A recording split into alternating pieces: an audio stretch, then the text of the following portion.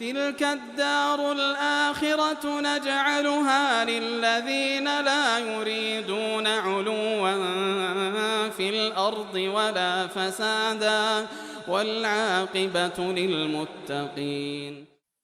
الحمد لله رب العالمين، الصلاة والسلام على المبعوث رحمة للعالمين نبينا محمد وعلى آله وصحبه ومن تبعهم بإحسان إلى يوم الدين. أما بعد. Alhamdulillah, pada malam hari ini pertemuan yang ke-7 dalam kajian kita membahas sirah Nabi sallallahu alaihi wasallam dalam manzuma al-Iraqi ad-Durar as-Saniyah fi dhatni as-siratin nabawiyah. Semoga Allah Subhanahu wa taala menganugerahkan kepada kita semua ilmu yang bermanfaat, berbuah dengan amalan salih. Dan semoga Allah Subhanahu wa taala selalu menanamkan kecintaan di dalam hati kita semua kepada Allah dan kepada Rasulnya serta terhadap agamanya, menghidupkan kita di atasnya dan mewafatkan kita di atasnya. Innahu waliyyu dzalika wal qadiru alaih. Baik. Kita akan memasuki pembahasan di halaman 60 tentang hijrah ke Habasyah dan pemboikotan terhadap Bani Hashim di Syekh Abi Thalib. Yang disebut oleh penulis rahimahullah bermula dari bait syair yang ke-189 di halaman 60. Al-Iraqi rahimahullah berkata, "Dzikru al-hijrataini ila an-Najashi wa hasri Bani Hashim fi Syekh." Penyebutan dua hijrah kepada An-Najashi. Jadi hijrah ke Habasyah. Habasyah ini waktu itu adalah sebuah negeri, rajanya adalah An-Najashi. Iya. Dan para sahabat berhijrah ke sana 2 kali. Ini akan diuraikan kisahnya. Wa hasri Bani Hashimin fi Syekh. Dan pengepungan Bani Hashim di Asy-Syekh. Jadi ini 2 kisah di dalam satu bab ini. Baik. Kisah yang pertama, kata beliau, "Lamma fashal Islamu washtadda ala man aslama al-bala'u wa hajaru ila ashamatin fi rajabin min sanati 5 madat lahum minan nubuwati." Kata beliau rahimahullahu ta'ala, lamma fasha, tatkala Islam itu sudah tersebar luas, semakin tersebar. Ini sudah kita dengarkan dari beberapa perjalanan dakwah Nabi sallallahu alaihi wasallam semenjak turunnya wahyu, bagaimana beliau mendakwai orang-orang terdekatnya, kemudian dakwah beliau secara rahasia, maksudnya tidak terang-terangan di rumah Al-Arqam bin Abi Al-Arqam. Iya, kurang lebih 3 tahun ya kalau bahas Al-Iraqi. Namun kita sudah terangkan bahwa itu tidak ada dalil tetap batasan 3 tahun, mungkin lebih daripada itu. Namun setelahnya memang betul ada dakwah tidak begitu terang-terangan. Setelah itu ada dakwah jahriyah. Beliau terang-terangan di dalam menyampaikan dakwahnya. Nah, ini juga sudah dijelaskan. Nah, pada saat itu Islam pun menjadi lebih tersebar. Iya. Menjadi lebih tersebar. Umumnya seperti itu. Sebuah dakwah, apalagi dakwah itu kebenaran, adanya orang-orang yang menentang, orang-orang yang menggombosi, orang-orang yang membuat manusia lari darinya, itu tidak membahayakannya. Nabi Muhammad SAW digelari dukun, tukang sihir, tapi itu tidak berpengaruh pada beliau. Yaitu Rasulullah SAW bersabda, yadummunani mudammaman wa ana Muhammadun. Mereka mencela saya, memanggil saya sebagai mudammam, orang yang tercela, sedangkan saya adalah Muhammad, nama saya Muhammad, orang yang terpuji. Maka beliau selalu terpuji. Karena itu dikatakan dalam Al-Quran, wa rafa'na laka dzikrak, kami tinggikan penyebutanmu. Sebagaimana orang yang menyelisih jalan beliau, Allah telah memastikan, inna syani'aka huwal abtar. Sungguhnya orang yang mencelamu, mereka yang terputus perkaranya. Iya. Dan kadang kebaikan seperti itu. Kebaikan itu kadang kalau ingin lebih tersebar, Allah jadikan pada kebaikan itu ada ujian, cobaan melalui lisan orang-orang yang hasad. Orang-orang yang memusuhi. Ya, dari lisan mereka, justru itu menambah kebaikan menjadi bertambah cahaya, bertambah penyebarannya di tengah manusia. Karena itu kata seorang penyair, idza aradallahu nashra fadilatin qawiyat ataha laha lisan hasudi. Apabila Allah menghendaki tersebarnya kebaikan yang berlipat-lipat, kebaikan yang bergulung-gulung, Allah akan menjadikan pada kebaikan tersebut ada lisan-lisan hasad yang membicarakannya. Ada lisan-lisan hasad yang membicarakannya. Jadi Islam semakin tersebar. Ya, di tempat ini atau sebelumnya, kadang di pembahasan sirah itu disebut keislaman Hamzah bin Abdul Muttalib, paman Rasulullah SAW. Jadi sejumlah tokoh-tokoh Quraisy, orang-orang yang memang mereka ini dipandang di Quraisy mulai masuk Islam. Ya, Umar bin Khattab, kemudian Hamzah bin Abdul Muttalib. Maka ini membuat orang-orang Quraisy semakin resah dengan hal tersebut. Maka saat Islam itu tersebar, washtadda ala man aslama al-bala. Siksaan pun terhadap orang yang masuk Islam itu semakin menjadi-jadi, semakin berat. Ya. Dan ini memang kondisi di Mekah. Kondisi di Mekah. Orang-orang yang misalnya seperti Umar, Hamzah, ini mereka tergolong orang-orang terpandang di tengah orang-orang Quraisy. Mungkin gangguan dan cobaan yang mereka hadapi tidak seperti sahabat-sahabat yang tidak punya kekuatan, orang-orang yang lemah. Apalagi dia adalah budak-budak misalnya, orang-orang miskin. Nah, itu gangguan dan siksaan terhadap mereka sangat berat sekali. Iya. Maka di kondisi yang seperti ini, Allah Subhanahu wa Ta'ala memberikan kelonggaran terhadap umat. Yaitu prinsip ciri pokok di dalam agama. Ketika ada hal yang memberatkan umat, Allah Subhanahu wa Ta'ala memudahkan untuk mereka kemudahan-kemudahan. Diberi jalan keluar. Diberi jalan keluar. Itu menjadi kaidah umum di dalam syariat kita. Al-masyaqqa tajlibut taysir. Hal yang memberatkan itu mendatangkan kemudahan. Mendatangkan kemudahan. Menjadi sebab datangnya kemudahan. Maka mereka pun diizinkan untuk berhijrah. Hijrahnya kemana? Hajaru ila ashamatin. Mereka berhijrah kepada Ashama. Ashama ini adalah nama An-Najashi. An-Najashi itu gelar ya. An-Najashi gelar. Dia gelar untuk setiap orang yang menjadi raja di Habasyah. Jadi siapa saja yang menjadi raja di Habasyah, maka dia pasti disebut apa? An-Najashi. Sama, kalau dia menjadi raja di Mesir, dia disebut apa?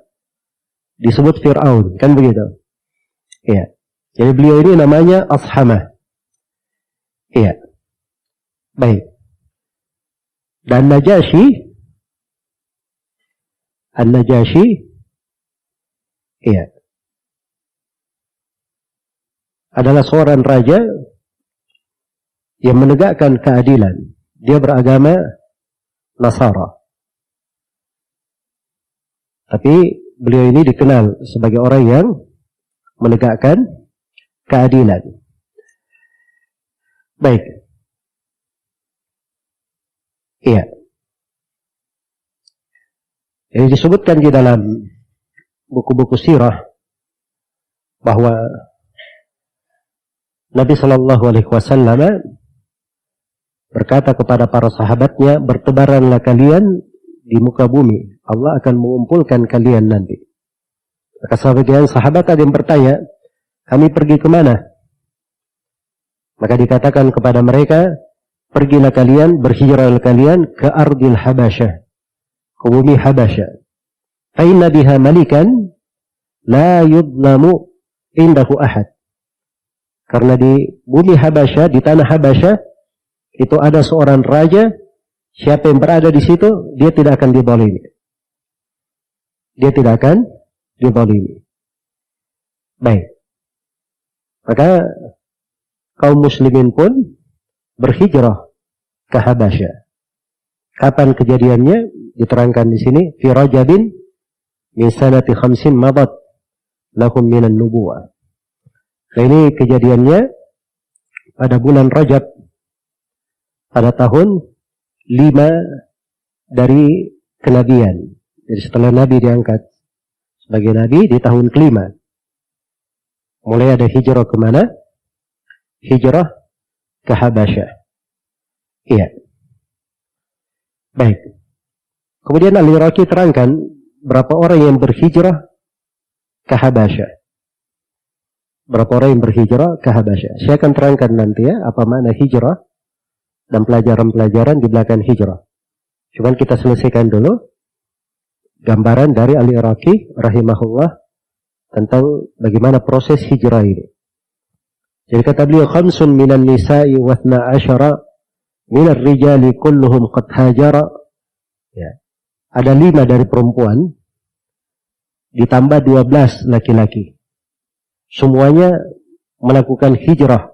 Hijrah ke mana? Ke Habasyah. Jadi hijrah ke Habasyah yang pertama, jumlah sahabat yang berangkat berhijrah jumlahnya berapa? 17 orang semuanya. 17 orang. 5 perempuan dan 12 orang laki-laki. Iya. Ini yang disebut oleh Ibnu Sayyidin Nas, ini yang dijadikan sandaran oleh Al-Iraqi di sini. Walaupun Ibnu Ishaq, beliau hanya menyebutkan 4 perempuan. Hanya menyebutkan 4 perempuan. Namun ini di istidrak ditambah oleh sejumlah ulama yang menulis tentang sirah ini. Baik. Jadi semuanya jumlahnya ada 17 orang. 12 orang laki-laki, 5 orang dari perempuan. Baik. Al-Iraqi merinci nama-nama mereka. Merinci nama-nama yang berhijrah. Ya, mungkin ada pertanyaan. Untuk apa dirinci? Memperpanjang saja. Nah, itu ada fungsinya ya di pembahasan rawi-rawi, di pembahasan keutamaan para sahabat. Ya, jumlahnya kan tidak banyak, cuma 17 orang saja. Tapi itu yang mendapat keutamaan hijrah 2 kali itu luar biasa. Dia selain hijrah ke Habasyah, hijrah juga ke Madinah. Nah, itu dapat apa? 2 keutamaan. Makanya itu dirinci oleh para ulama. Karena ini memang hal yang penting di dalam mengingatkan bagaimana seseorang itu berkorban di dalam agama, meraih keutamaan di dalam menjaga agamanya dan di dalam meninggikan kalimat Allah Subhanahu wa taala di atas muka bumi. Baik, disebutkan nama-nama oleh Al-Iraqi rahimahullah. Kata beliau, Mus'ab wa Zubair wa Ibnu Aufi wa Hatibun fa aminu min khawfi. Yang pertama Mus'ab. Di situ Mus'abu. Tidak dibaca Mus'abun, tidak. Dibaca Mus'abu karena ini darurat syair. Kalau dibaca Mus'abun nanti kopiahnya akan miring nanti. Baik. Ya, kalau dibaca Mus'ab itu wazannya menjadi mufta'ilun. Ya, jadi seimbang ya kopiahnya, tidak ada masalah. Baik. Sebelumnya Utsman ma' zaujatihi Ruqayyah asbaqahum li hijratil mardiyah Mus'ab wa Zubair wa ibn Auf wa Hatibun fa aminu min khawfi. Yang pertama adalah Utsman, yaitu Utsman ibn Affan radhiyallahu ta'ala anhu. Baik, ini mungkin banyak yang belum pernah dengar ya tentang hijrah Habasyah. Kita kan paling banyaknya kita dengar hijrah apa? Hijrah ke Madinah kan begitu. Ya, ini ada hijrah ke Habasyah. Dan Utsman radhiyallahu ta'ala anhu ini termasuk orang yang paling pertama hijrah ke Habasyah. Ya, Utsman ibn Affan radhiyallahu ta'ala anhu bersama istrinya Ruqayyah. Baik. Ruqayyah bintu Rasulullah sallallahu alaihi wasallam. Ruqayyah putri Rasulullah sallallahu alaihi wasallam. Ini asbaqahum lil hijratil mardiyah. Mereka adalah yang paling pertama, yang paling mendahului. Iya. Dalam hijrah yang diridhai ini. Dibahasakan oleh penulis diridhai. Sebab ini memang dari amalan ibadah yang dihitung di dalamnya. Karena orang-orang yang berhijrah itu punya keutamaan tersendiri. Orang-orang yang berhijrah dari negeri kafir ke negeri yang dia bisa menegakkan agamanya di situ, menampakkan dari syiar-syiar Islam, maka itu adalah keutamaan yang sangat besar. Baik, karena itu dibahasakan oleh penulis hijrah al-mardiyah. Baik, jadi ini sudah dua nama ya, Utsman bin Affan dan Ruqayyah bintu Rasulullah sallallahu alaihi wasallam. Baik. Setelah itu yang ketiga Mus'ab. Yaitu Mus'ab.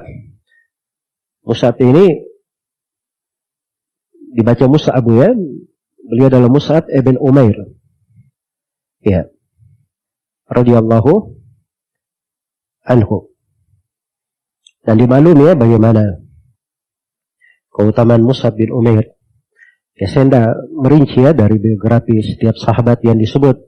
Karena kalau setiap sahabat saya beri biografi, nanti kita terlalu meluas di pembahasan sirah ini. Yaitu cocoknya nanti di pembahasan lain. Bukan di sini kita merinci dari sirah-sirah kehidupan para sahabat.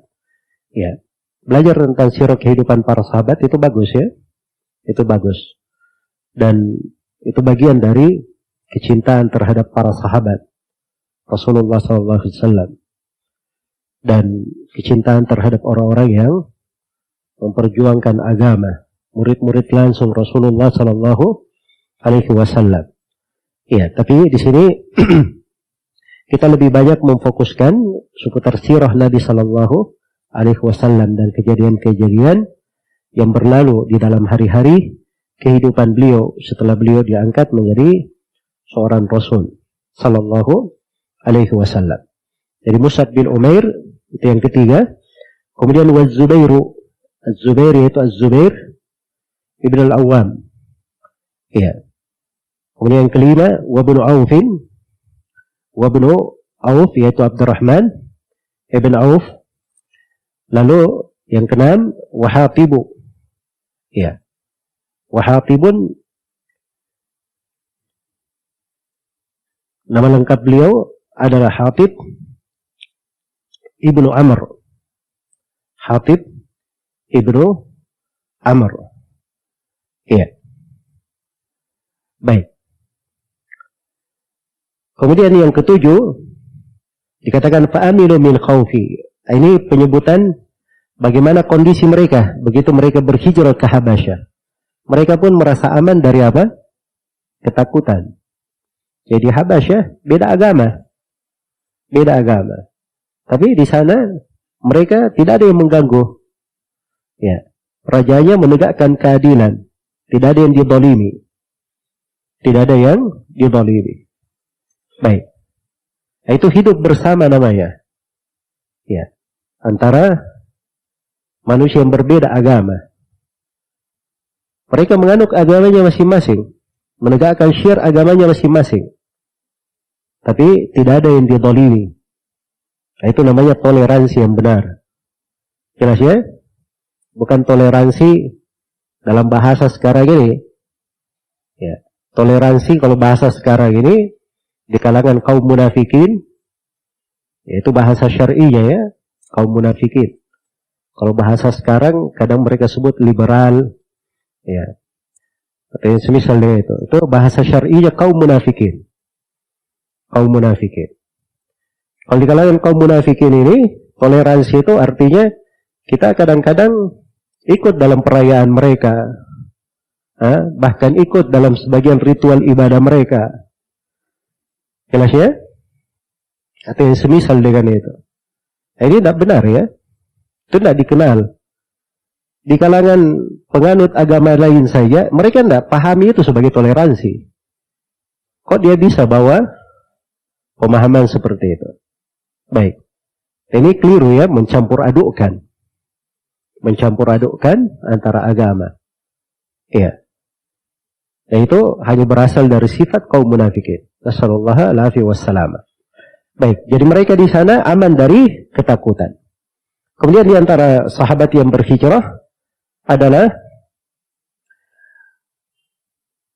kada ibnu Mas'udin Abu Salamatin wa zawjuhu tusahibu. Berikutnya Ibn Mad'un. Ibn Mad'un ini nama beliau Utsman. Utsman Ibn Mad'un. Ini dari sahabat yang sudah berlalu bersama kita ya, termasuk as-sabiqin al-awwalin, orang-orang yang pertama masuk Islam. Iya. Berikutnya Ibnu Mas'ud, yaitu siapa? Abdullah Ibnu Mas'ud. Ya, Abdullah Ibnu Mas'ud sudah berlalu ya, pembahasan bab tersendiri bagaimana sebab keislaman beliau. Berikutnya Abu Salamah. Ya, Abu Salamah Ibn Abdul Asad Al-Makhzumi. Ini saudara sesusuan Rasulullah sallallahu alaihi wasallam. Wa zawjuhu tusahibu, bersama istrinya menemaninya. Zawjuhu artinya apa? Istrinya. Ini bagi yang belajar bahasa Arab kadang aneh ya. Ya, biasanya kan kalau orang baru belajar bahasa Arab, zaujun suami, zaujatun istri, kan begitu. Kalau ada ta marbutohnya berarti apa? Istri. Sedangkan ini zaujun. Ada ta marbutoh di situ? Tidak ada. Berarti diartikan apa? Suami atau istri? Ya gak mungkin kan diartikan suami. Mas Abu Salamah suaminya menyertainya. Ya harusnya istrinya menyertainya. Kan begitu. Nah, itu fasih di dalam bahasa Arab ya. Dikatakan kepada istri zauji. Itu lebih fasih daripada mengucapkan kepada istri zaujati. Nah, itu harus dipahami ya. Kenapa dia boleh nggak memakai ta marbutoh? Karena asalnya penggunaan zauj itu bermakna pasangan. Jadi dia tidak mesti memakai apa? Ta marbutoh. Sudut yang kedua di bahasa Arab itu, kalau perempuan sudah jelas, ta marbutohnya juga tidak diperlukan. Misalnya haid. Perempuan yang haid dikatakan haid. Tidak dikatakan haidatun, tidak. Tapi dikatakan apa? Haid. Kenapa tidak ada ta marbutohnya? Karena tidak ada di dunia ini laki-laki yang haid. Jelas ya? Yang ada cuma apa? Perempuan. Makanya tidak pakai ta marbutoh pun tidak ada masalah. Karena sudah jelas. Karena sudah apa? Sudah jelas. Baik. Jadi Abu Salamah dan istrinya. Istri beliau Ummu Salamah. Nama Ummu Salamah Hindun bintu Abi Umayyah. Hindun bintu Abi Umayyah. Ya, Ummu Salamah ini digelari sebagai Zadur Rukab, bekal para pengendara. Itu ada kisah tersendiri beliau ketika berhijrah. Ya, jadi subhanallah para perempuan itu selain mereka mendampingi suaminya berhijrah, juga ternyata di perjalanan ya mereka bisa memberikan manfaat kepada rombongan di dalam perjalanan tersebut. Dan itu diizinkan di dalam syariat sepanjang kehormatan seorang perempuan tetap terjaga dan mereka aman dari apa? Aman dari fitnah. Baik. Ini Ummu Salamah radhiyallahu taala anha. Baik, mungkin saya nanti akan bacakan kisah bagaimana Ummu Salamah bercerita ketika terjadi perdebatan di depan An-Najasyi dalam kisah yang akan datang nanti. Di situ Abu Salamah atau Ummu Salamah ada andil di dalam menuturkan, mengisahkan kejadian-kejadian di situ. Baik. Kemudian kata beliau, Abu Hudayfatin Abuhu Utbatu wa zawjuhu bintu Suhailin Sahlatu wa ibnu Umairin Hashimun wa Amiru ibnu Rabi'at al-Halifun Nasiru wa zawjuhu Layla Abu Sabratama zaujatihi ay Ummu Kulthumin Juma. Ya. Berikutnya yang berhijrah adalah Abu Hudayfah. Ya. Abu Hudayfah ini ada yang mengatakan bahwa nama beliau adalah Muhashim, ada yang mengatakan namanya Hushaim, ada yang mengatakan namanya Hashim, dan ada yang mengatakan namanya Abu Hashim. Jadi sekitar itu. Hashimin. Ya. Abu Hudayfah ibnu Utbah. Jadi maksudnya begitu. Abu Hudayfah ibnu apa? Utbah. Jadi jangan dipahami Abu Hudayfah hijrah bersama ayahnya. Utbah tidak. Tapi maksudnya Abu Hudayfah ibnu siapa? Ibnu Utbah. Baik. Berikutnya suami istrinya. Wa zawjuhu bintu Suhailin Sahla. Ya, beliau membawa istrinya. Ya. Sahla bintu Suhail. Namanya Sahla. Sahlatu bintu Suhail. Ya Masya Allah ya. Jadi ayahnya itu namanya apa? Suhail. Dari kata sahal, mudah. Dan dia namanya Sahlah. Juga dari kata apa? Kata mudah juga. Kadang orang Arab seperti itu. Menghubungkan nama sama maknanya, cuman dirubah konteksnya. Ini bisa untuk nama laki-laki, sana bisa untuk nama perempuan. Tapi maknanya sama. Iya. Sahlah itu yang dimudahkan. Dan itu wajar ya, seorang bernama dengan Suhail misalnya, Sahlah. Ya. Nama itu kan ada pengaruh ya. Ada pengaruh. Dan sudah kita jelaskan bahwa ada seorang sahabat yang namanya itu Hazn. Namanya apa? Hazn. Tahu artinya Hazn? Kesedihan. Ya, Nabi berkata, ganti namamu. Tapi sahabat ini tidak ganti namanya. Kata cucunya Sa'id bin Musayyab bin Hazn. Cucunya ya, imam para tabi'in, Sa'id bin Musayyab. Kata beliau, terus menerus kesedihan menimpa keluarga kami. Ya. Jadi kadang nama itu ada pengaruh. Jelas ya? Maka carilah nama yang bagus. Kalau dipanggil juga enak kedengarannya, ada bentuk doa untuknya. Bentuk doa untuknya. Atau paling tidak kalau seorang misalnya namanya kurang bagus, sulit lagi dia ganti, apalagi sekarang gitu ya. Mau ganti nama, panjang urusannya, pengadilan segala macam. Ya, dia pakai kunyah. Pakai kunyah, Abu Fulan, Ummu Fulan, supaya dia dipanggil dengan hal yang apa? Hal yang baik, hal yang bagus. Baik. Jadi Sahla bintu Suhail. Berikutnya wa ibnu Umair Hashimun.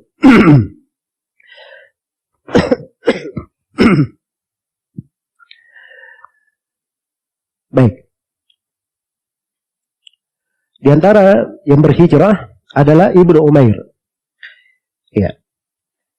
Ibnu Umair. Hashimu. Ibnu Umair ini nama beliau Mansur ibn Umair bin Hashim. Jadi Hashim ini ayahnya. Hashim itu ayahnya. Iya. Harusnya kan dikatakan Ibnu Umair abuhu Hashimun. Harusnya begitu. Tapi kadang orang Arab dia tidak sebut kata abuhu. Kalau memang sudah jelas orangnya. Itu ada ya kadang digunakan oleh orang Arab. Ya, dibuang untuk darurat syair namanya. Untuk darurat syair.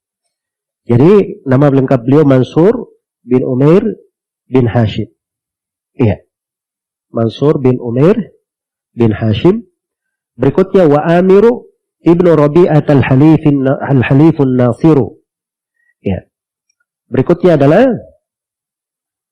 Amir ibn Rabi'ah. Amir ibn Rabi'ah halif, dikatakan al-halifun nasiru. Ya, beliau ini halif untuk keluarga Al-Khattab ibn Nufail. An-Nasiru, dikatakan An-Nasir, maksudnya An-Nasir penolong agama Allah. Penolong agama Allah.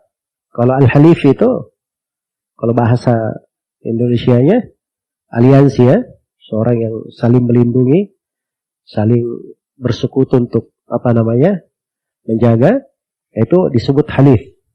Ya, itu salah satu dari 3 penggunaannya dalam bahasa Arab. Baik. Untuk al-hilf, ya, an-nasiru artinya menolong agama.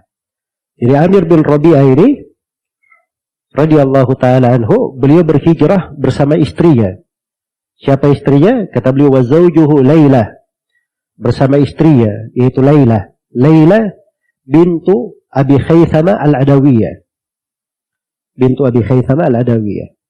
Berikutnya Abu Sabrah ma'zaujatihi Ummu Kulthumin. Ya, berikutnya Abu Sabrah bersama istrinya Ummu Kulthum. Nah, ini 2. Berikutnya Abu Sabrah, nama lengkap beliau Abu Sabrah ibn Abdul Uzza al-Amiri.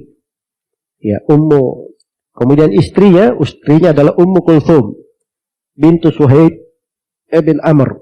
Ummu Kulthum bintu Suhail bin Amr. Jadi sudah lengkap ya, 5 orang perempuan dan 12 orang laki-laki. Kata beliau, kharajat Quraisyun fil athari lam yasilu minhum li ahli thari. Ya, maka Quraisy pun menyusul mereka. Jadi begitu para sahabat ini keluar dari kota Mekah, itu tidak dibiarkan oleh orang-orang Quraisy, disusul. Tapi subhanallah, Allah subhanahu wa ta'ala memberi taufik kepada mereka. Jadi para sahabat yang keluar ini, mereka berjalan ke arah dermaga, dan Allah beri taufik kepada mereka. Ternyata sedang ada 2 perahu para pedagang di situ. Iya, sedang mampir. Maka mereka pun ikut di perahu tersebut, berlayar ke negeri Habasyah. Iya, ke negeri Habasyah. Maka orang-orang Quraisy ketika keluar di jejak-jejak mereka untuk menyusul, ternyata mereka sampai ke sana, para sahabat ini sudah berangkat, sudah pergi.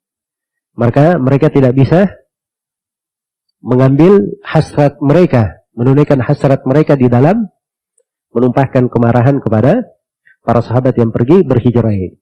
Ini makna lam yasilu minhum li akhli tha'ri. Tha'ri itu artinya untuk membalas atau untuk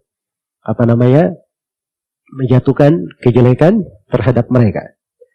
Jadi kata beliau, wa kharajat Quraisy ya, tidak ditanwin, wa kharajat Quraisy fil athari lam yasiru minhum li akhli thari.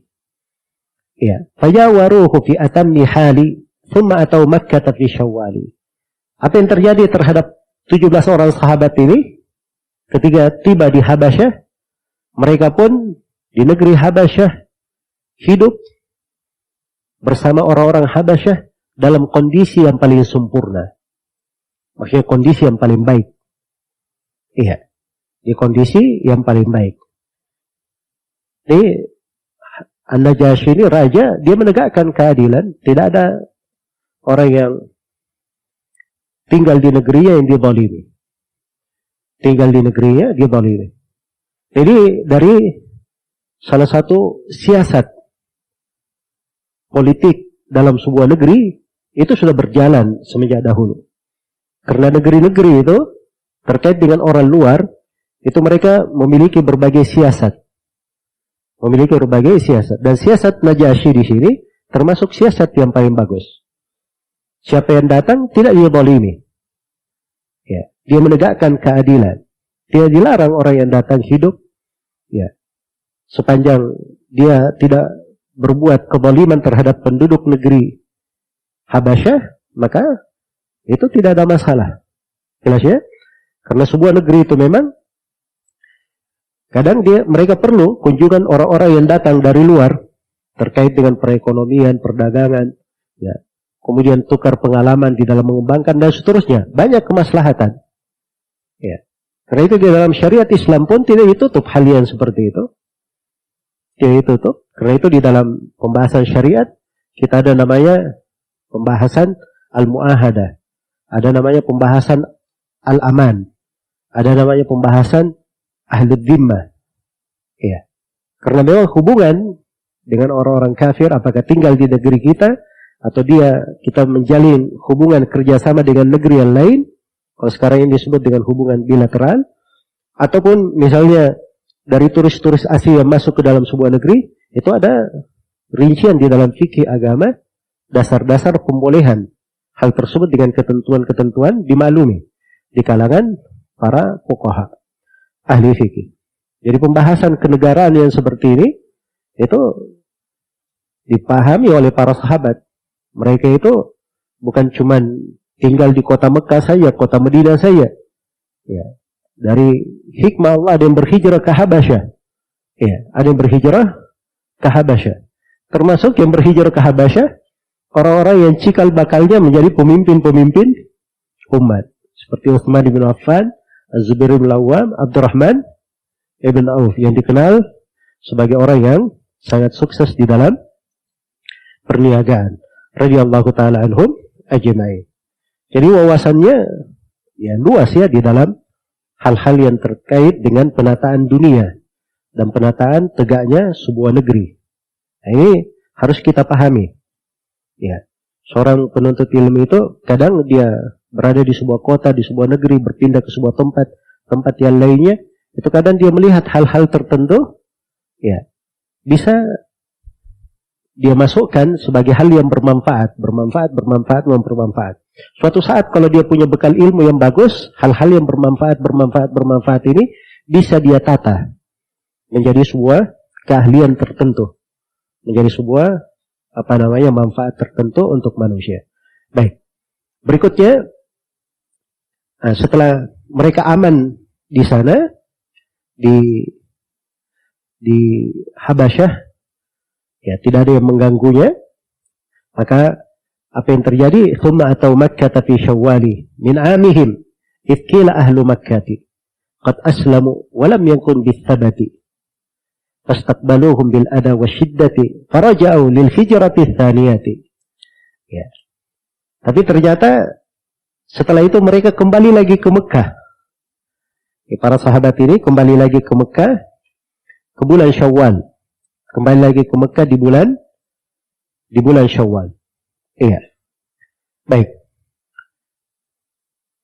Min amihim, dari tahun itu juga mereka kembali.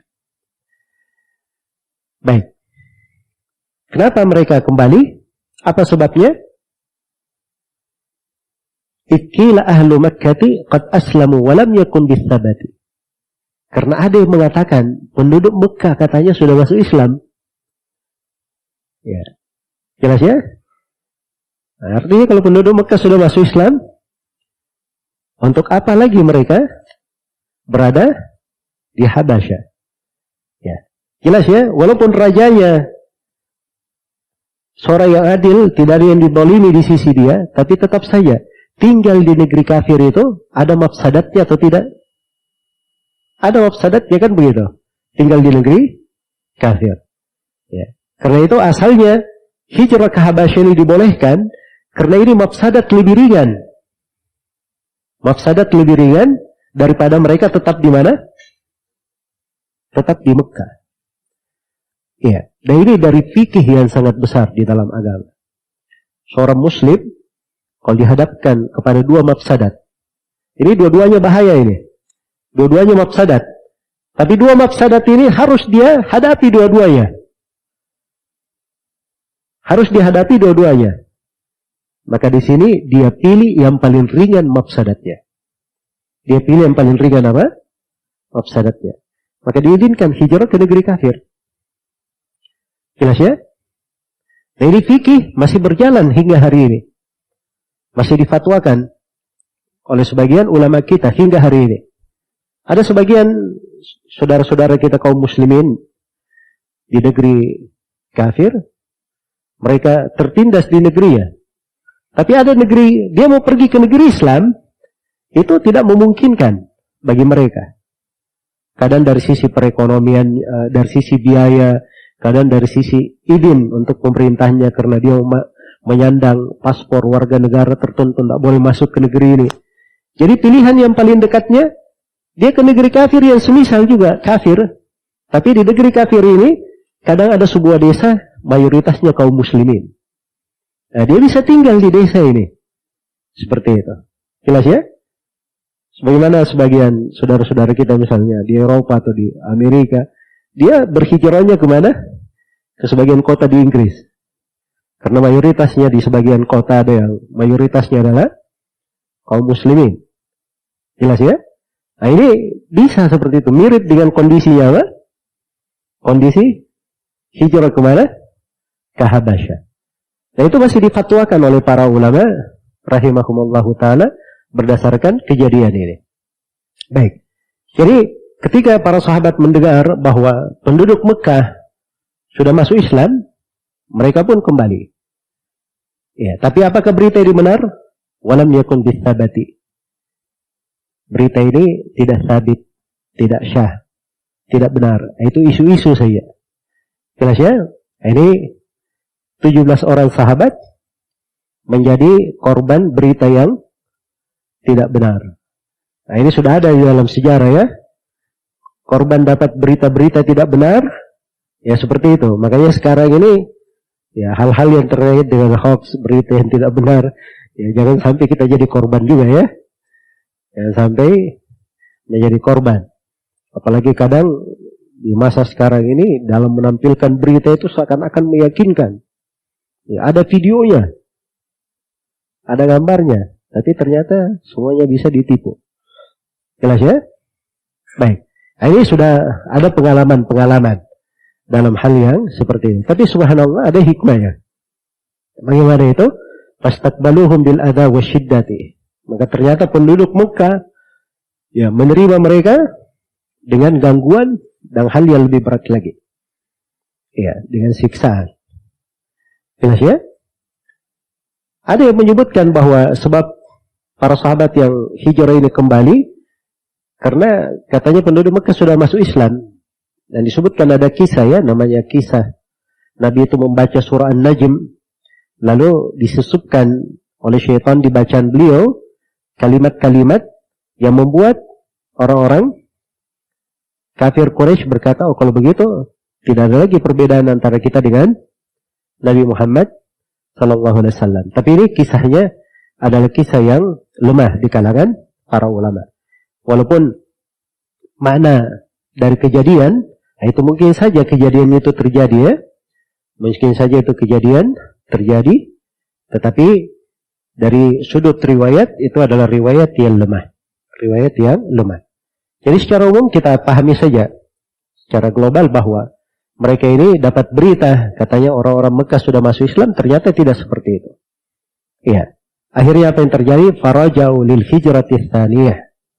Maka mereka kembali lagi untuk hijrah kedua kalinya. Ini namanya hijrah yang keberapa? Hijrah yang kedua. Hijrah yang kedua ke Habasyah. Jumlahnya lebih banyak lagi. Baik. Jadi sekarang sudah hijrah yang keberapa? Hijrah yang kedua. Berapa jumlah orang yang hijrah kedua ini? Kata beliau, fi mi'atin addur rijali min humu ithnani min ba'di thamanina humu. Jumlahnya ada 100 orang. Ada berapa? 100 orang. Dari 100 orang ini laki-lakinya jumlahnya 82. Berarti perempuannya berapa?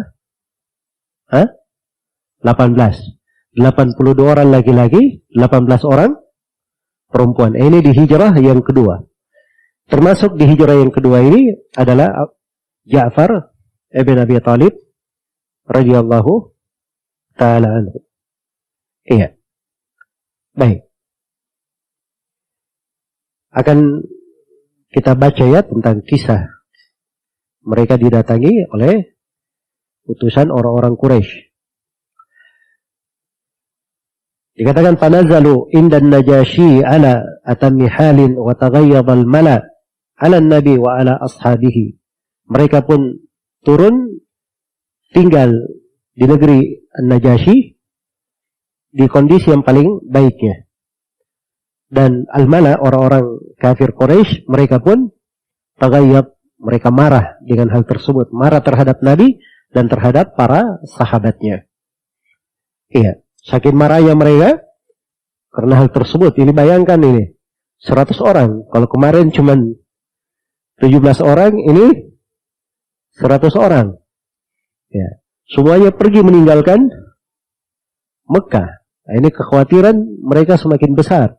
Ya, orang-orang keluar meninggalkan mereka, nanti mereka akan menjadi semakin apa? Semakin besar. Menjadi semakin besar. Baik. Nah, itu selalu ya, kekufuran seperti itu.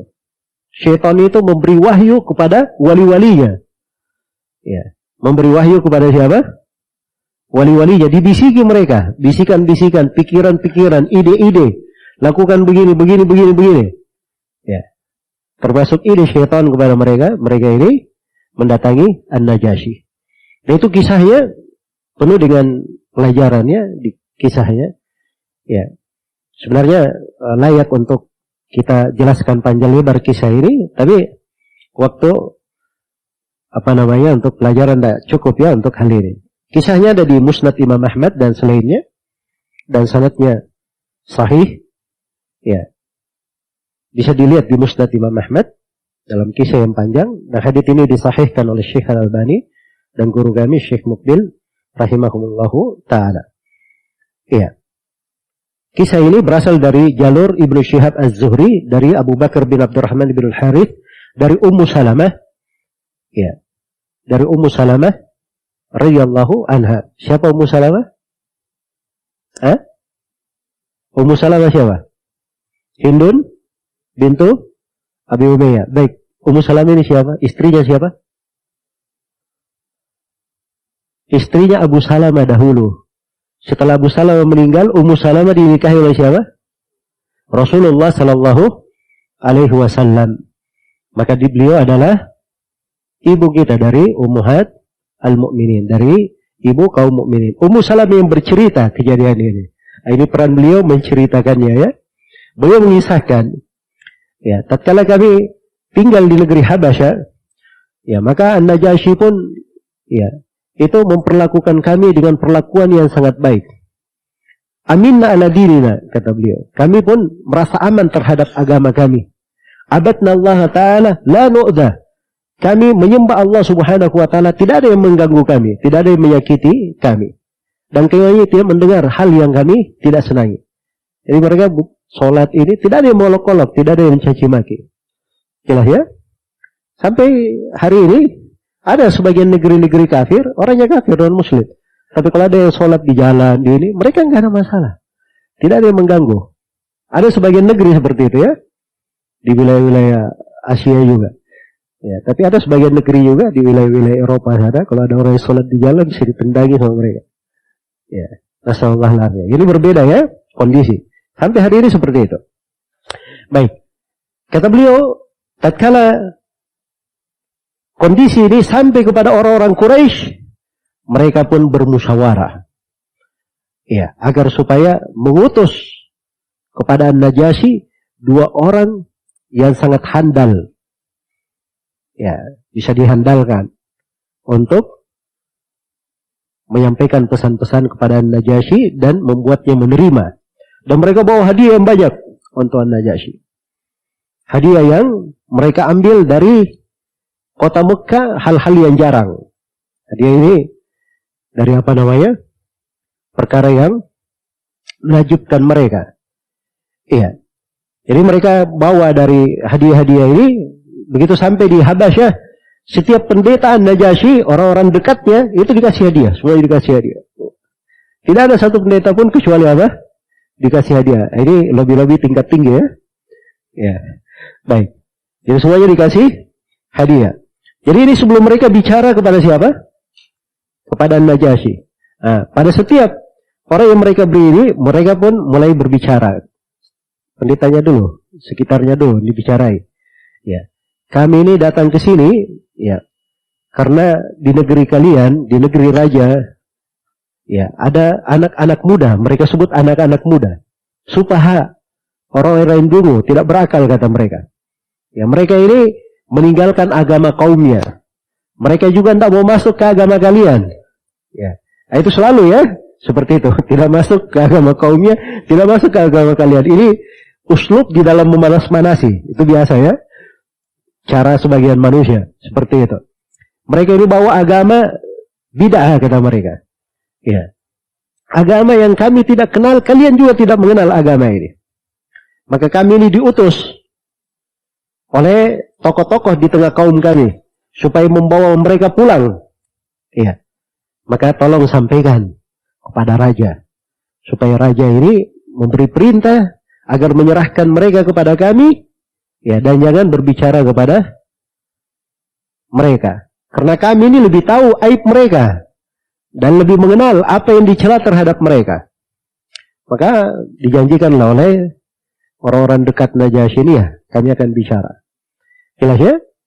Baik. Akhirnya setelah itu mereka pun datangi Najasyi. Juga kasih hadiah. Diterima oleh Najasyi hadiahnya. Ya, kemudian dua orang ini sebagai utusannya mulai berbicara tentang maksudnya mereka datang. Wahai raja, kami didatang ke sini karena ada sekelompok anak muda yang safih, ya, tidak ada akalnya, mereka telah keluar dari agama mereka meninggalkan kaumnya dan seterusnya, ya, dari apa yang mereka sebut tadi. Kepada sama dengan sebut pendeta-pendeta ini. Maka permintaan mereka kami minta supaya mereka dikembalikan.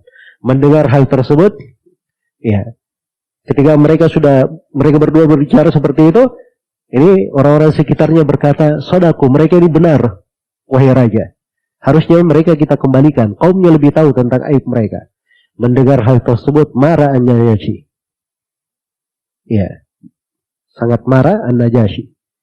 Dia berkata, "La haimullah, tidak demi Allah. Saya tidak akan menyerahkan mereka kepada mereka berdua. Ya, saya tidak akan menyerahkan satu kaum yang mereka ini cinta hidup di sekitar kita. Mereka telah tinggal di negeri kita, memilih saya terhadap orang lain. Dia tidak pergi ke negeri lain, kok dia pilih saya? Ya, maka saya tidak akan menelantarkan mereka sampai saya tanya. Harus saya tanya dulu tentang ucapan dua orang ini. Kalau ucapan mereka ini benar, tidak ada masalah, saya kembalikan. Tapi kalau tidak seperti itu, saya akan menahan mereka. Dan saya akan melindungi, ya, mereka. Maka diutuslah utusan kepada para sahabat yang hijrah di Habasyah ini. Mereka pun akhirnya bermusyawarah. Singkat ceritanya, mereka pun memenuhi undangan An-Najasyi. Sudah terhampar majelis besar. An-Najasyi disertai dengan tokoh-tokoh agamanya, pembesarnya. Kitab-kitab suci mereka terhampar. Ya.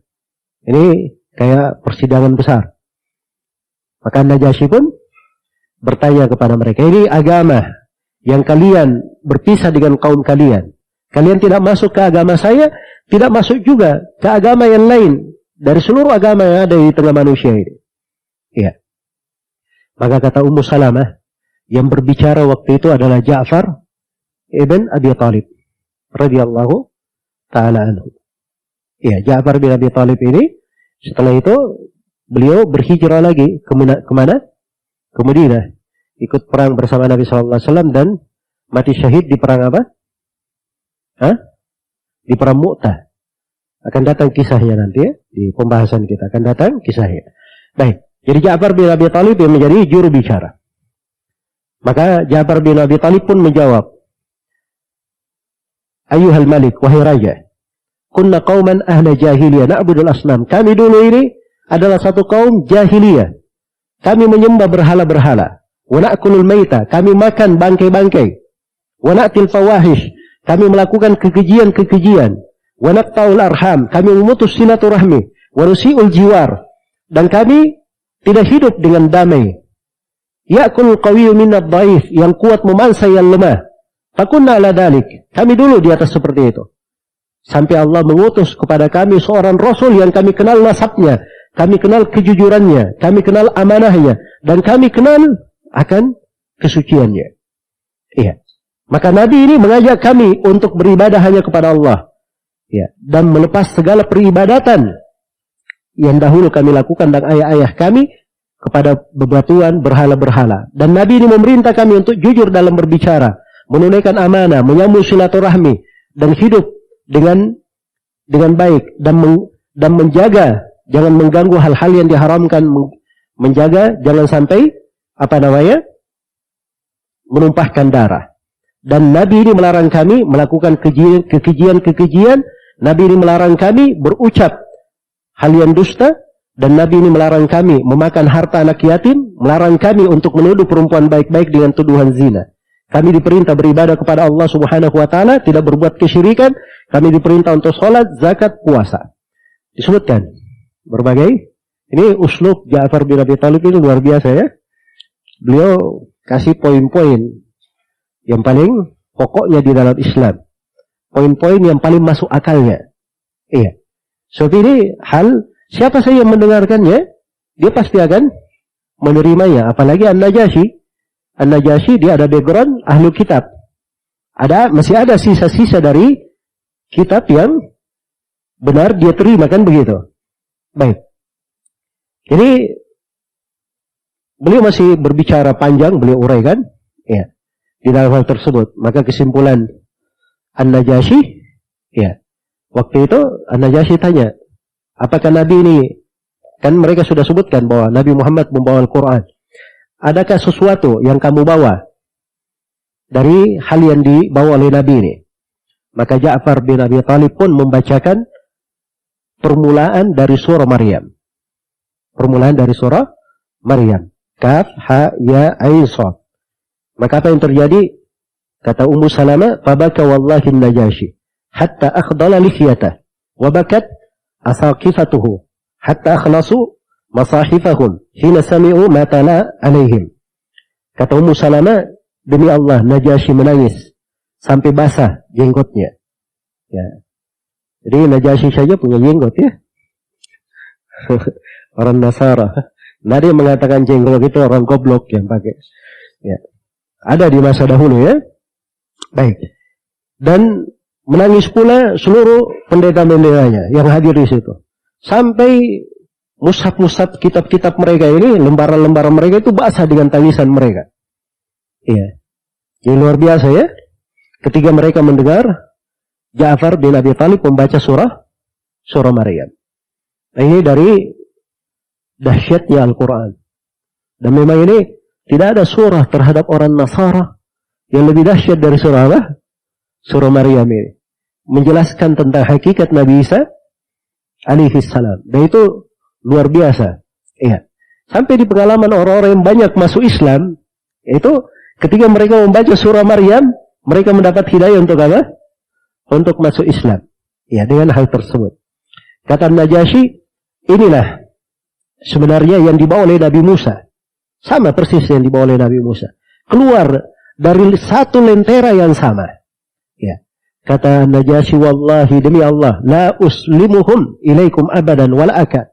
Demi Allah, tidak akan saya serahkan mereka ini kepada kalian. Dan tidak akan mungkin saya serahkan. Iya. Maka, apa yang terjadi? Keduanya pun keluar dalam keadaan apa? Terhinakan dengan hal tersebut. Tapi subhanallah, dua utusan ini tidak menyerah.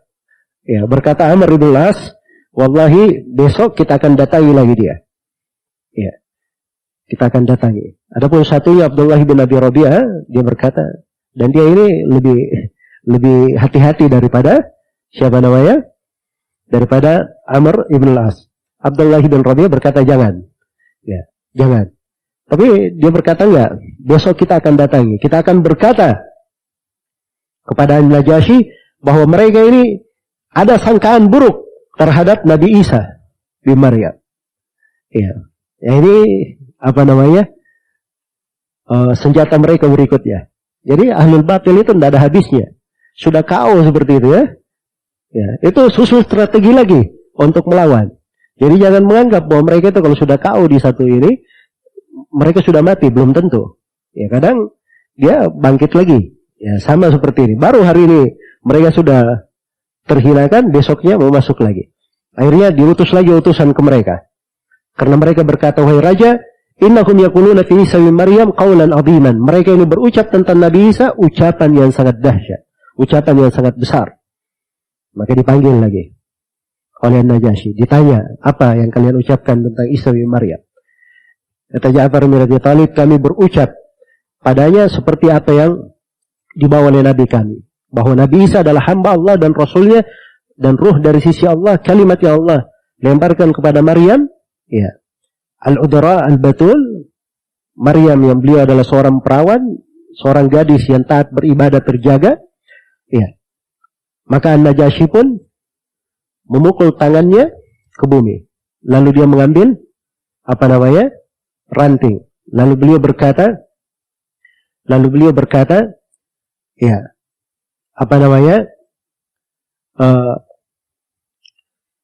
lalu An-Najasyi berkata bahwa apa yang kalian ucapkan tentang Nabi Isa itu seperti itu keadaannya. Maka mereka pun akhirnya diberi jaminan oleh An-Najasyi, idhabu fa antum suyumu bi ardi. Pergilah kalian adalah orang-orang yang aman di tanahku, di bumiku ini. Man sabbakun garim, siapa yang mencela kalian, saya akan beri hukuman. Ya, saya akan beri denda. Kemudian thumma man sabbakun garim, diulangi 3 kali. Siapa yang mencela kalian, saya akan berikan apa? Akan berikan denda. Baik. Dan seterusnya ya, sampai akhirnya ya, kelihatanlah bagaimana keadaan mereka di Habasyah ini. Ketenangan mereka, ringkasnya seperti itu. Dan Najasyi sendiri, beliau ini masuk Islam ya. Beliau masuk Islam. Hanya saja beliau tidak bisa menampakkan keislamannya. Ya, jadi pendeta-pendetanya tahu itu bahwa dia masih di atas agama apa? Nasara. Tapi dia sendiri sudah apa? Masuk Islam. Karena itu ketika Najasyi meninggal, Nabi SAW mensolati An-Najasyi dengan solat apa? Solat gaib. Itulah awal syariat solat gaib. Ya, karena itu para ulama berbeda pendapat tentang solat gaib ini. Apakah ini solat khusus untuk An-Najasyi saja, atau dia boleh untuk setiap orang yang meninggal tidak disaksikan, atau dia boleh untuk orang yang kondisinya seperti An-Najasyi, dia muslim masuk Islam tapi tidak ada yang mensolatinya di sana. Jelas ya? Atau dia boleh untuk seorang yang punya nama raja seperti siapa? An-Najasyi. Ini berbagai pendapat di tengah ulama. Karena itu di antara ulama dia memfatwakan orang yang meninggal, kalau orang yang meninggal di negeri kafir tidak mensolatinya, itu jelas ya, boleh dilakukan sholat apa? Sholat gaib. Tapi kalau ada raja yang meninggal, ada presiden yang meninggal, kepala negara yang meninggal, dilakukan sholat gaib, boleh atau tidak? Sebagian ulama memandang itu boleh. Iya, berdasarkan kisah An-Najasyi. Tapi yang madhab yang terlalu lapang, bergampangan, kalau setiap orang yang meninggal itu disolati sholat apa? Sholat gaib. Ini juga banyak ya tersebar di negeri kita, di di Indonesia ini kan sering kan, ada keluarga yang meninggal misalnya dia di Jakarta, dia meninggal di Sumatera, dia minta kepada penduduk masjid untuk sholat gaib untuk keluarganya di mana? Di Sumatera. Ini terlalu melapangkan perkara. Iya, jelas. Dan itu madhab memang di sebagian ulama Syafi'iyah. Sampai di Yaman juga seperti itu. Ada sebagian ulama Yaman itu dia masih hidup, tapi sudah dilakukan salat gaib untuknya beberapa kali. Ya. Kenapa? Karena beliau ini dicintai oleh manusia. Nah, di sana orang-orang yang tidak suka kepada dakwah beliau itu selalu menyebarkan Syekh Fulan itu sudah mati. Ya, maka masyarakat di sana salat gaib. Tahunya karena diberitakan sudah mati, akhirnya mereka salat apa? Salat gaib. Ya, seperti Syekh Muhammad bin Abdul Wahab Al-Usabi itu ya, Syekh Mukbil itu berulang kali orang salat gaib di pelosok-pelosok. Ya, karena ada orang-orang yang tidak suka mereka, caranya seperti itu membuat manusia, untuk apa lagi kamu dengar mereka? Mereka sudah mati. Tapi masyarakat awam ini malah melakukan apa? Salat gaib untuk mereka. Ya. Sebenarnya di dalam hadits Ummu Salamah yang panjang itu tentang kisah hidup mereka di Habasyah, itu banyak sekali pelajaran ya di dalamnya. Ya. itu cocok untuk diperhatikan terkait dengan masalah interaksi dengan orang-orang non-muslim. Bagaimana cara berdakwah, cara berbicara, berhujjah, ya, dan muamalah di tengah mereka dalam bentuk ta'awun dan semisal dengannya. Baik. Kemudian setelah itu penulis rahimahullah berpindah menjelaskan tentang kejadian berikutnya, yaitu kejadian pemboikotan para sahabat Rasulullah sallallahu alaihi wasallam, pemboikotan Nabi dan para sahabatnya, ya, di Syi'ib Abi Thalib. Baik. Saya akan terangkan apa makna dari Asy-Syi'ib. Kita lihat dulu ucapan penulis rahimahullahu taala di sini. Iya. Kata beliau rahimahullahu taala, wa kataba al-Baghir fi kitabihi ala bani Hashim as-sahifah wa 'ulqat bil Ka'bah asy-syarifah. Iya. Dan Al-Baghir menulis dalam kitabnya, dalam tulisannya. Ini mulai di sini ya, uraian kejadian pemboikotan. Al-Baghir ini itu namanya Al-Baghir. Jadi namanya Al-Baghir Ibnu Amir bin Hashim bin Abdi Manaf. Iya. Baik. Jadi Al-Baghir itu namanya. Demikian disebut. Nah, subhanallah ya, Al-Baghir itu artinya orang yang sangat membenci, atau kalau diartikan maf'ul, orang yang sangat dibenci. Ya.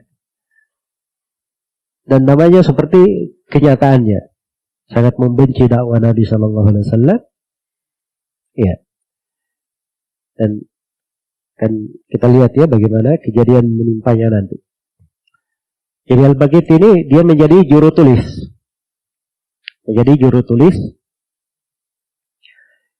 dari apa yang ditulis oleh pemuka-pemuka Quraisy. Iya. Terhadap Bani Hashim. Karena Abu Thalib dari Bani Hashim, Nabi Muhammad dari Bani Hashim. Bani Hashim ini, Abu Thalib itu melindungi Nabi Muhammad SAW. Maka mereka ini orang-orang Quraisy ingin memboikot siapa? Bani Hashim. Sekaligus para sahabat yang telah masuk Islam bersama Rasulullah Sallallahu Alaihi Wasallam. Iya. Maka mereka pun menulis sebuah tulisan ala Bani Hashim, terhadap Bani Hashim, as-sahifa, sebuah sahifa, lembaran. Wa uliqat bil Ka'bah asy-syarifah, dan digantung lembaran ini di Ka'bah yang mulia, di Ka'bah Syarifah. Jadi kejadiannya di permulaan bulan Muharram pada tahun ke-7 setelah Nabi sallallahu alaihi wasallam diutus sebagai seorang rasul. Jadi di tahun keberapa? Di tahun ke-7. Artinya sudah berlalu 2 tahun dari hijrah para sahabat ke mana? Ke Habasyah. Iya. Jadi dari kelanjutan permusuhan orang-orang Quraisy, mereka memboikot, bersepakat menulis sahifah, ya, lalu memboikot Bani Hashim. Di sahifah itu ditulis apa isinya?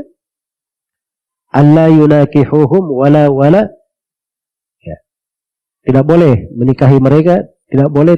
Diringkas ya karena ini syair. Ya. Jadi yang ditulis di situ bahwa orang Quraisy, ya, diperintah la tunakihuhum, jangan kalian menikahkan mereka. Wala tubayi'uhum, jangan kalian berjual beli dengan mereka, transaksi apapun dengan mereka.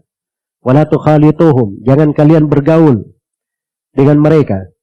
Illa yuslimu Muhammadan liyuqtal, kecuali kalau mereka menyerahkan Nabi Muhammad untuk dibunuh. Jelas ya? Kecuali kalau mereka menyerahkan Nabi Muhammad untuk dibunuh. Maka tentunya ini ditolak oleh Bani Hashim. Iya, ditolak oleh Bani Hashim. Maka kaum musyrikin sepakat untuk mengeluarkan Bani Hashim dari Mekah ke Syi'ib Abu Talib. Jadi di kota Mekah, Syi'ib itu lereng ya. Lereng dari apa? Lereng gunung. Mekah itu, dia jangan dianggap kota seperti yang kita lihat sekarang. Oh, itu kondisi Mekah sekarang sudah canggih ya. Gunung dibelah-belah, ditembus-tembus. Ya. Kalau dahulu, Mekah itu dikenal dengan lereng-lereng gunung. Ya. Jadi kalau orang berjalan di Mekah, itu harus mengerti lereng-lerengnya. Karena itu, sering ada orang yang masuk Mekah, dia nyasar di Mekah.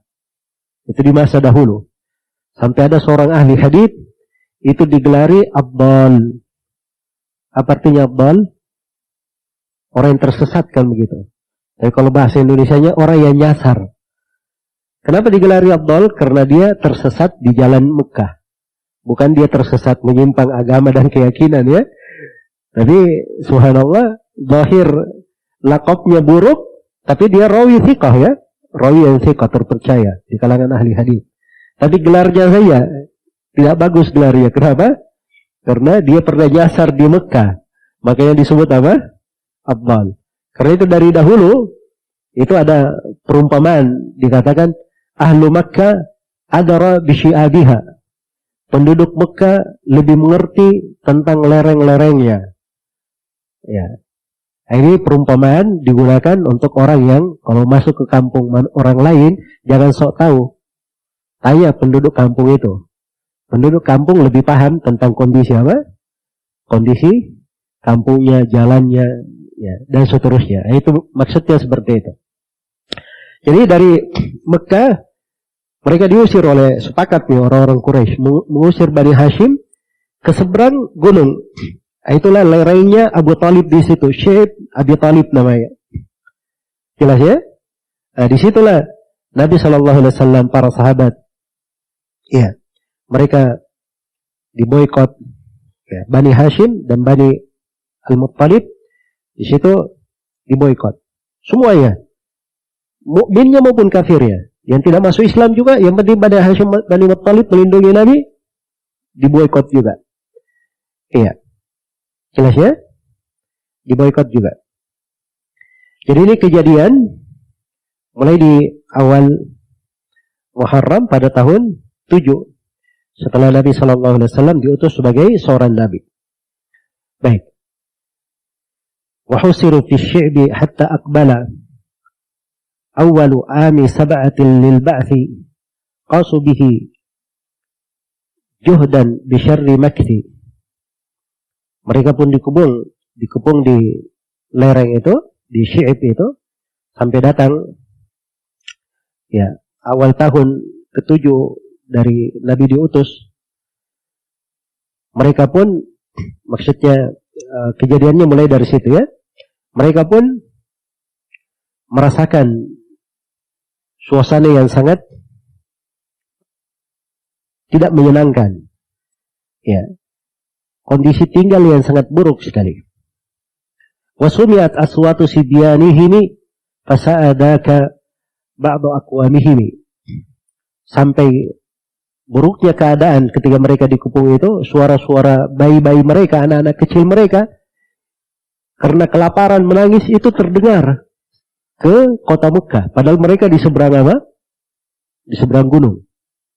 Iya. Baik. Jadi itu didengar seperti itu. Dan sebagian dari orang-orang Quraisy ini, ada yang ketika mendengar suara seperti itu, ada yang kadang merasa tidak enak dengan hal itu. Iya. Merasa tidak enak. Maka mulailah dia mencela, kenapa kalian melakukan ini? Padahal Banu Hashim itu, mereka juga orang-orang Quraisy. Dari keluarga kita juga. Kenapa kita perlakukan seperti itu? Iya. Jadi ada orang-orang yang, tidak senang dengan hal tersebut. Ya. Dan itu disebut ya, nama-namanya. Mereka satu kaum dari Qusay. Ya. Ada Abul Bakhtari, Al-As bin Hisham, Al-Mut'im bin Adi, Hisham bin Amr ibn Al-Harith Al-Amiri, Zuhair bin Muawiyah. Itu sejumlah dari orang-orang Quraisy yang merasa tidak enak dengan kejadian ini. Wa tala ar-rasulu anna al-arada akalat as-sahifata al-mubaghadah. Ya. Ma kana min jawrin wa dhulmin dhahaba wa baqiya adh-dhikru kama qad kutiba. Dan Nabi sallallahu alaihi wasallam itu melihat, maksudnya melihat di dalam mimpi bahwa hewan-hewan tanah itu pemakan tanah itu telah memakan sahifah yang ditulis oleh Baghidah ini. Ya, telah memakan lembaran pengumuman mereka. Jadi setelah digantung di Ka'bah, mereka simpan begitu, dimakan oleh tanah. Ya, jadi semua yang ada di dalam lembaran itu min jaurin wa dhulmin, dari kesenang-wenangan dan kezaliman, itu habis termakan oleh rayap.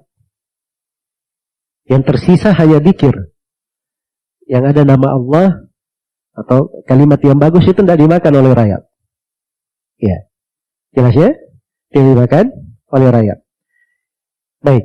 Itu kejadiannya disebutkan ya, bahwa Rasulullah sallallahu alaihi wasallam bermimpi, beliau melihat bahwa sahifah itu telah dimakan oleh rayap, dari kalimat-kalimat buruk hanya tersisa dari nama Allah dan yang semisal dengannya. Baik. Dan beliau beritahukan hal tersebut kepada pamannya Abu Talib. Iya. Dan pamannya menyampaikannya kepada siapa? Orang-orang Quraisy. Kepada orang-orang Quraisy. Ya, maka Abu Talib pun mendatangi orang-orang Quraisy. Jadi ketika Abu Talib bersama Bani Abdul Muttalib mendatangi orang-orang Quraisy, ya, maka orang-orang Quraisy ini menyangka bahwa Abu Talib ini datang menyerah, ingin menyerahkan Rasulullah SAW supaya dibunuh. Iya. Maka Abu Talib berkata, wahai orang-orang Quraisy, telah berjalan antara kita, antara kami dan kalian, perkara-perkara, ya, yang kita tidak perlu sebutkan. Sekarang begini saja, datangkan lembaran yang telah ditulis, yang di dalamnya ada perjanjian kalian. Ya. Barangkali kita bisa buat perdamaian dibangun di atas hal tersebut. Maka mereka pun datangkan lembarannya itu. Mereka merasa bangga dengannya. Iya. Merasa bangga dengannya. Begitu diletakkan, mereka berkata kepada Abu Talib, iya, bahwa harusnya kamu, wahai Abu Talib, dari kemarin sudah menyetujui kami ucapan yang semisal dengan itu. Yang intinya bahwa Abu Talib mengatakan di sahifah itu sekarang sudah tidak lengkap, sudah termakan rayap. Ya, Nabi Muhammad itu memberitahu saya tentang hal tersebut. Iya. Kalau dia bukan seorang nabi, ya, maka kalian akan lihat ucapan dia dusta. Dan kalau dia adalah seorang nabi, maka kalian tahu sendiri bagaimana hakikatnya. Mereka buka ternyata seperti yang disebutkan oleh Nabi Muhammad SAW. Maka mereka pun berkata, ini adalah sihir keponakan kamu. Ya, itu selalu seperti itu ya. Sudah lihat bulan terpecah, itu sihirnya Nabi Muhammad. Sama seperti yang dikabarkan, itu sihirnya juga. Semuanya seperti itu. Baik. Maka dimaklum ya bahwa Abu Talib berucap qasidah ba'iyah terkait dengan pengupungan ini. Ya. Inilah yang dikatakan di sini, fawajadu dzaka kama qala, maka mereka dapatkan kejadiannya seperti yang dikabarkan oleh Nabi Muhammad. Waqad shallat yadul baghidi wallahu samad. Dan tangan al-Baghid ini menjadi lumpuh. Iya. Menjadi lumpuh, yang menulis sahifah itu al-Baghid itu menjadi lumpuh tangannya. Dan dialah Allah tempat bergantung. Iya. Jadi ujian itu kadang menimpa seorang yang beriman. Nabi kita tertimpa ujian luar biasa ya, dahsyatnya ujian ini. Iya. Baik. Ujian itu menimpa. Tapi itu tidak menahan Nabi dan para sahabatnya untuk tetap istiqamah di atas agama. Bahkan ujian-ujian itu untuk seorang mukmin itu membuatnya semakin kuat. Seorang mukmin itu kadang sama ya seperti orang yang karena sudah terbiasa dipukul, akhirnya pukulan ini sudah menjadi apa? Tidak terasa lagi, karena dia sudah terbiasa. Jelas ya? Itu kan umumnya petinju seperti itu ya, pukulan di mukanya itu kayak biasa, karena dia sudah terbiasa dengan hal tersebut. Ya. Saya pernah lihat koki di sebuah pondok, dia masak pakai alat goreng yang besar sekali. Itu habis selesai masak diangkat pakai tangannya, nggak pakai alas. Ya, diangkat pakai tangannya. Kalau ada yang mengangkat seperti itu, masya Allah ya, langsung terbakar tangannya. Tapi dia enggak. Ketika ditanya kenapa, saya sudah terbiasa. Yang awalnya seperti itu melupuh, tapi terus diangkat, akhirnya sudah apa? Tidak terasa apapun. Iya. Kadang seorang mukmin seperti itu, kena ujian, cobaan, akhirnya membuat dia semakin apa? Semakin kuat. Dan sudut lainnya, kadang berlipat ganda dari keteguhannya, keimanannya, pahalanya, dan berbagai kebaikan yang dia dapatkan. Baik. Tadi dikatakan falabisu as-silaha thumma ukhriju min syi'bihim wa kana dzakal makhraju, maka mereka pun memakai dari senjatanya, maksudnya memakai senjata ini orang-orang Quraisy tadi yang mereka tidak senang dengan anak-anak bayi sampai kelaparan dan seterusnya. Ya, mereka akhirnya memakai senjatanya untuk mengeluarkan Bani Hashim dan Bani Abdul Muttalib dari pemboikotan tersebut, dikeluarkan dari Asyid. Wa kana dzakal makhraju. Dan itulah akhir dari ujian mereka di situ. Kapan itu? Fi ami asyratin bi ghairi maini. Pada tahun ke-10. Jadi berapa tahun diboikot? 3 tahun. Subhanallah. Bisa dipahami ya bagaimana kondisi. Ya. Kita saja di Indonesia ini pernah ada krisis, ya cuman sebulan berapa bulan ya, itu luar biasa kekacauan ya. Ini diboikot 3 tahun, subhanallah. Diboikot 3 tahun, tapi mereka bersabar, jalan keluar. Ada pasti jalan keluar. Nah, itu selalu ujian itu pasti ada jalan keluarnya. Itu sudah ketentuan Allah. Inna ma'al usri yusra, inna ma'al usri yusra. Bersama dengan kesusahan ada kemudahan. Bersama kesusahan ada kemudahan. Kata Ibnu Abbas, kesusahannya cuma sekali, kemudahannya 2 kali. Iya, kemudahannya 2 kali. Baik.